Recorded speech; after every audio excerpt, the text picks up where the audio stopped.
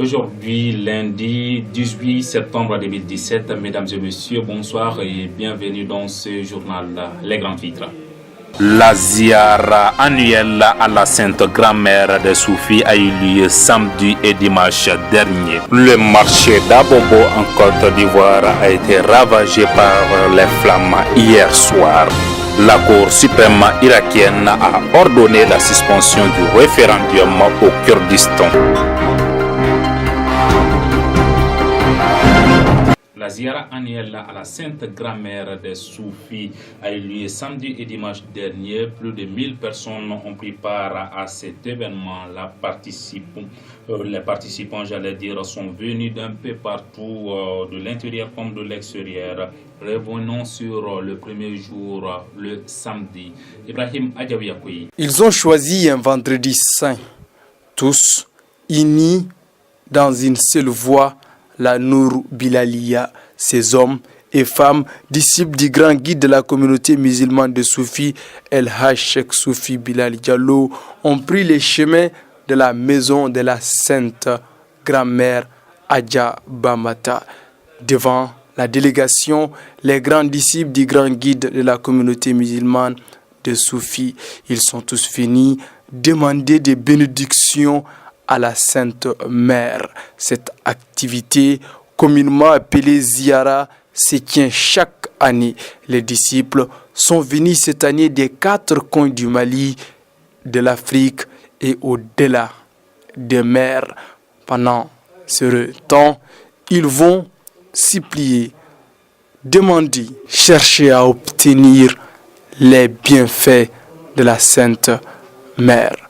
Cette activité a mobilisé des grandes foules soufis comme de d'autres communautés qui ont décidé de mettre à profit cet événement.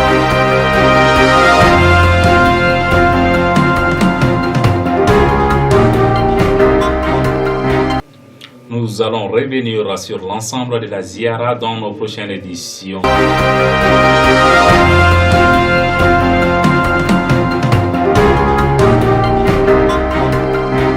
L'actualité africaine en bref et en images.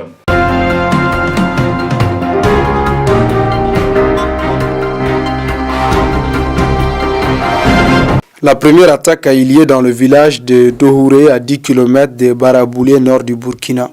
Un imam et un habitant du même village ont été abattus par des hommes armés, a informé un élu local sous le couvert de l'anonyme.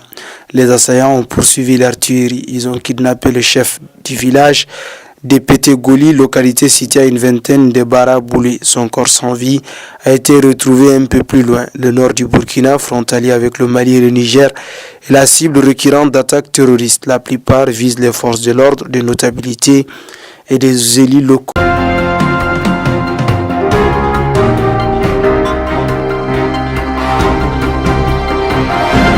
Les commerçants d'Abobo se sont réveillés en larmes ce matin. Le marché très prisé de la capitale économique d'Ivoire a été ravagé par des flammes vers 21h GMT.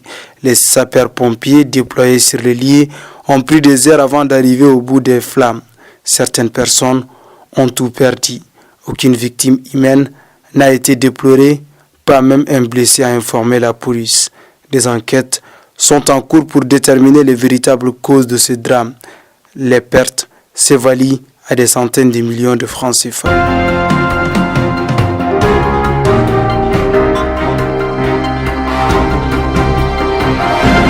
Mesdames et messieurs, l'actualité c'est aussi hors d'Afrique. Elle est commentée ce soir par Ibrahim Adjawiakoui.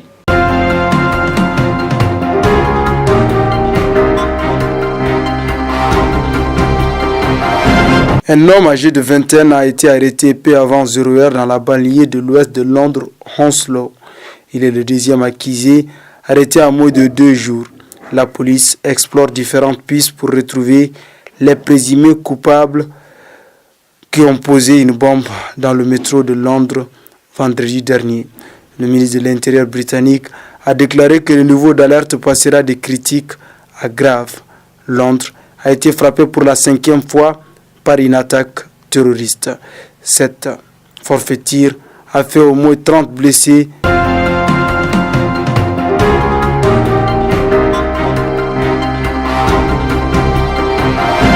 Ce matin, la Cour suprême de l'Irak a ordonné la suspension du référendum en Kurdistan, région autonome depuis 1991. La plus haute institution explique qu'elle doit d'abord vérifier la constitutionnalité du processus. En attendant, plusieurs pays sont opposés à la tenue de ce référendum. L'Iran, la Turquie craignent que la création d'un État kurde ne soulève des ambitions indépendantistes chez eux. Les États-Unis sont aussi opposés au référendum. L'Amérique craint une dislocation favorable à Daesh. Le président du Kurdistan veut mener à bout la révision constitutionnelle.